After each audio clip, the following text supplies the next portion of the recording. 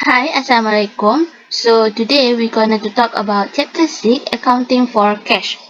So for this chapter, we have to know what is definition of cash, what is cash book and bank statement. Lastly, we have to know what is bank reconciliation. So what is cash? Cash is the one asset that is readily computable into any other type of asset. Yang membawa maksud, tunai ialah satu aset yang mudah ditukar kepada mana-mana jenis aset yang lain. Oleh kerana itu, tunai ini terdedah kepada penipuan dan penyelewengan. A mechanism of internal control for cash should be enforced to protect it. Mekanisme kawalan dalaman untuk wang tunai harus dikuatkuasakan untuk melindunginya. So, what is cash and cash equivalent? So, cash included coin, currency, check, money order, saving account, checking or current account. Lastly, undeposit check received from customer. Other external control to cash that use of a bank is a facility the control of cash because a double record is maintained of all bank transaction, iaitu memudahkan kawalan tunai rekod berganda dikekalkan bagi sebuah transaksi bank. One by the business, or more likely we know as cash book, and one by the bank, or we know as bank statement. So what is cash book? Cash book we use to record the receipt and payment in cash or check. With cash book we are able to detect the accuracy of the flow of cash. From cash book also we know cash balance on hand and at bank. So for cash book, dia ni ada dua kategori. Yang pertama, cash book 2 column. Kenapa dipanggil sebagai 2 column? Kerana kolom pertama dia adalah kolom cash dan kolom kedua adalah bank. So another one is cash book 3 column. Why 3 column? So first column is for discount, second column is for cash, and third column is for bank. So for those yang baru tengok cash book ni, kenapa dia ada dua bahagian? So untuk bahagian ni yang kami highlight ni adalah cash book belah debit yang membawa maksud cash book yang kita record untuk transaction yang kita terima duit. So untuk kolom for this yang kami highlight ni adalah kolom yang membawa maksud duit yang kita keluarkan, cash that we payment. Sebab tu dia sebelah ni kredit. So another one is bank statement. What is bank statement? The bank statement is show the sum received by the bank and show the amount paid by the bank on his behalf and bank charge. So this is an example of bank statement. So kenapa kita perlu compare between the detail of bank statement with cash book? So first is to detect any mistake by the bank or by business. Second, we have to detect fraud. Yang ketiga, we have to detect why the balance in the bank statement is not the same with the cash book. Kenapa kita perlu buat bandingan antara butiran penyata bank dengan buku tunai? Yang pertama adalah untuk mengesan sebarang kesilapan oleh bank atau perniagaan itu sendiri. Yang kedua adalah untuk mengesan penipuan. Yang ketiga adalah untuk mengesan mengapa baki dalam penyata bank tidak sama dengan cash book. So, itu yang dinamakan sebagai bank reconciliation. What is bank reconciliation? That is to reconcile and explain any difference between the balance in the cash book and the bank statement. What is their purpose? So, first is to provide evidence for the difference. Secondly, we have to verify the accuracy of the entry in the cash book. Apa maksud bank reconciliation ni? Maksud dia adalah untuk menyelaraskan dan menjelaskan sebarang perbezaan antara baki dalam buku tunai dan penyata bank. Purpose dia adalah untuk memberikan bukti bagi perbezaan. Yang kedua adalah untuk mengesan ketepatan catatan dalam buku tunai. So this is the reason for the difference. So first is item were recorded in the cash book only but not recorded in the bank statement. Yang membawa maksud item yang kita rekodkan tu hanya dalam cash book tapi kita tak record dalam bank statement. So second is item were recorded in the bank statement only but not in the cash book. Yang membawa maksud item yang kita rekodkan tu hanya dalam bank statement tapi dalam cash book kita tak record.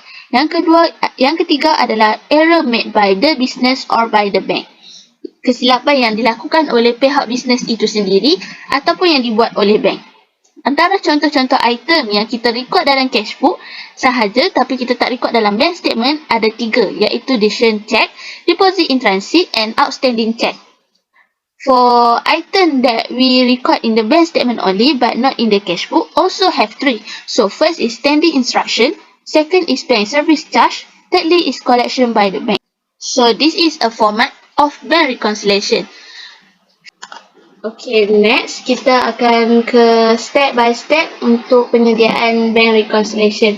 So first, langkah pertama kita kena kenal pasti baki akhir bank statement iaitu 6133 dan baki akhir buku tunai iaitu 6280. So sebelum kita ke langkah kedua, kita kena check yang duit dalam bank statement ni duit yang terkini ataupun ada duit yang bulan lepas punya. Macam mana kita nak check? Kita kena tengok dekat cash book ni, dekat 1 April dia ada habak check number bermula dengan 126201. Okey, 126201.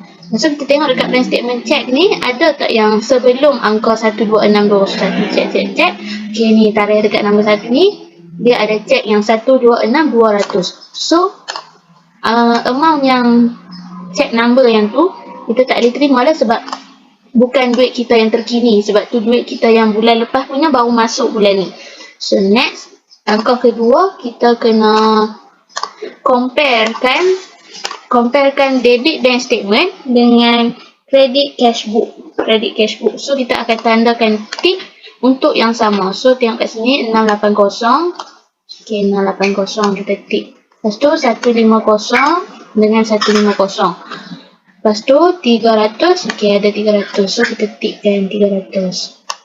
420 dengan 320. Tak ada ya. Okay, 10, 220 dengan 420 pun tak ada. Seterusnya langkah yang ketiga, kita kena bandingkan credit bank statement dengan debit cash book. So macam sama je, kita akan tandakan tick untuk yang sama. Okay, 880. Okay, 220 tak ada. 150. Okay, 150. Okay, 150. So yang tak sama ni nak buat macam mana? Tak apa, kita biarkan dia. So yang keempat adalah menentukan sama ada terdapat kesilapan catatan di buku tunai bagi transaksi yang sama. Lepas tu kita akan tandakan K di sebelah amount tersebut. So kita tengok dekat maklumat tambahan.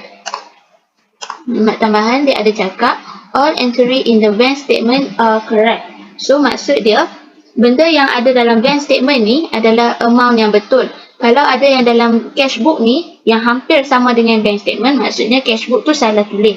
So first kita tengok kat sini, tarikh 28 hari bulan ni 402. Kalau yang ni pula 420. Dia macam dia nak hampir sama kan. So maksudnya kat sini dia abang bank statement are correct. So amount yang sebenarnya adalah 402. So perbezaan dia sebanyak RM18. So kita kena tandakan K dekat amount yang salah tu. Okay. Langkah yang kelima, kita perlu kenal pasti sama ada berlakunya kes cek tak laku. So dekat sini dia ada habak check received on 26 April 2015 was written by the bank. Maksudnya dia dah pulangkan cek tu balik sebab cek tu ditendang. So cek tak laku lah maksud dia kan. So cek tak laku dia pada 26 April 2015. So kita tengok kat sini 26 April Suki. So kat sini 230 ni adalah cek tak laku. So kita tandakan C D M. So cek tak laku. Lepas tu kita akan teruskan dengan cara untuk menyediakan bank reconciliation. So cara nak sediakan bank reconciliation ni dia ada dua. Sama ada dengan memulakan dengan baki akhir bank statement ataupun menggunakan baki akhir buku tunai. So kita tengok dekat bank statement dulu. So first kita kena tahu baki akhir bank statement. So baki akhir bank statement tadi berapa? 6133. Jadi kita masukkan dalam ni 6133. Lepas tu kita kena tambah deposit in transit. So kita nak tambah ni, kita nak ambil tambah mana? Semua yang ada dalam bank statement ni yang kita kena buat masuk hanyalah dari sini, dari cash book sahaja. So benda yang kita kena tambah adalah semua benda yang ada di sebelah debit. Tidak termasuk dengan cek tak laku ataupun kesilapan amount. So kita kena masukkan dekat dalam deposit in transit tu yang tak sama nilai yang kita tik-tik tu ada tak yang tak sama? Yang tak sama dia ada dua. 230 dengan 450. Tapi 230 ni kita tak boleh masukkan dalam situ sebab dia cek tak laku. So kita hanya kena tambah 450. So 6133 tambah dengan 450. Okey. Lepas tu yang seterusnya kita kena tolak outstanding check. Outstanding check ni kita nak ambil mana? Kita ambil dekat cash book juga tapi belah kredit. So kita kena tengok yang amount yang kita tak tick. So yang tak tick ni ada dua, iaitu 420 dengan 320. Tapi 420 ni kita tak boleh ambil sebab dia kesilapan amount. Kita hanya ambil yang tak ada dengan bank statement sahaja. Yang kita tak tick, yang kita tak tanda apa-apa. So kita kena tolak dengan 320. So kita tambah dulu 6133 tambah 450. Lepas tu kita tolak 320. So dapat angka akhir dia 6263. So yang ni adjusted bank balance per bank statement. So yang ni kita dah selesaikan untuk bank reconciliation. Takat ni saja pun dah boleh menggunakan bank statement punya baki akhir. Yang next kita akan tengok pula cara untuk buat bank reconciliation dengan mengemas kini buku tunai. So first kita kena buat masukkan baki akhir untuk cash book. So cash book kita baki akhir dia 6280. 6280 kita buat masuk. Lepas tu kita kena tambah dengan benda yang menyebabkan buku statement tu bertambah. So yang pertama kita akan buat masuk insurans 220 ni. Lepas tu insurans ni kita kena tambah dengan error yang kita dapat tadi tu, iaitu yang ni 402 tolak dengan 420. Kita dapat perbezaan dia sebanyak RM18 kan. So kita kena tolak tambah kat sini. So jadi 220 tambah 18 dapat 238. Tak kita tambah dengan 6280. Lepas tu kita tolak dengan bank charge, bank service dengan cek tak laku. So yang ni RM15, RM10. Lepas tu dengan cek tak laku kita 230. So kita kena buat masuk sini jadi bahagian tolak. So dapat 255. So kita tambahkan 6280 dengan 238. Lepas tu baru kita tolak dengan 255. Akan dapat 6263. Angka dia akan sama dengan yang bank reconciliation guna baki akhir bank statement. Okey, kalau error yang kita dapat ni, kita ambil yang contoh dikata all entry in bank statement are correct. So kita akan ambil 402 ni tolak dengan 420. So kalau kita dapat negatif, maksud dia kita kena buat masuk dekat bahagian tambah. Kalau kita dapat positif, kita kena masukkan dalam bahagian tolak.